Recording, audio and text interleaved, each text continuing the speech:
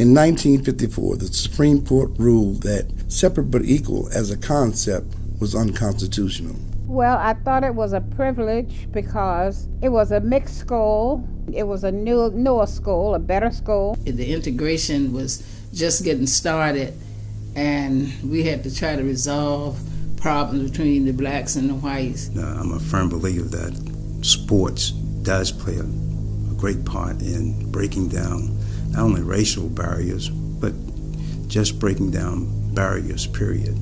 All over the country, the idea of desegregation was met with unbridled opposition. Even the governor of Virginia, Harry F. Byrd, was a proponent of massive resistance. We had a suit with the city of Hampton in order that we were able to get sports for women on the same level as the men.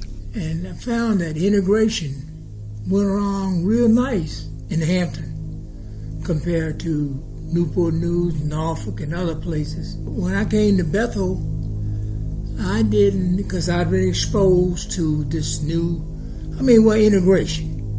I've been exposed to it. And I traveled abroad and found out how other people live and difference of opinion, which enlightened me to the fact that I had to be a human being like everybody else. Many cities were determined to keep Virginia separated culturally, economically, and educationally. In 1968, after several attempts to obtain educational equality in Virginia, a small town called Hampton embarked on a journey that would one day prove to either be the most successful experiment in cultural collaborative interactions or a deep dive into diversity disaster. Had a lot of youth around in different locations.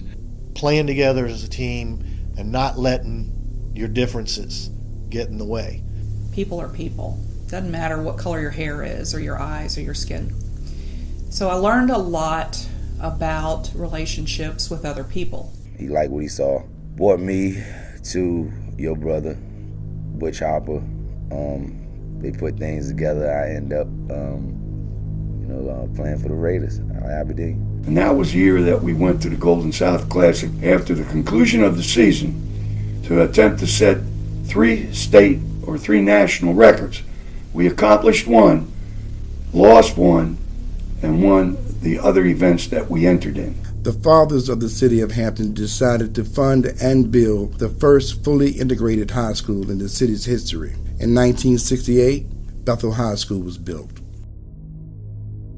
And I met a lot of people, and my dad always instilled in us that we should give everything a try and make the best of what is presented to us.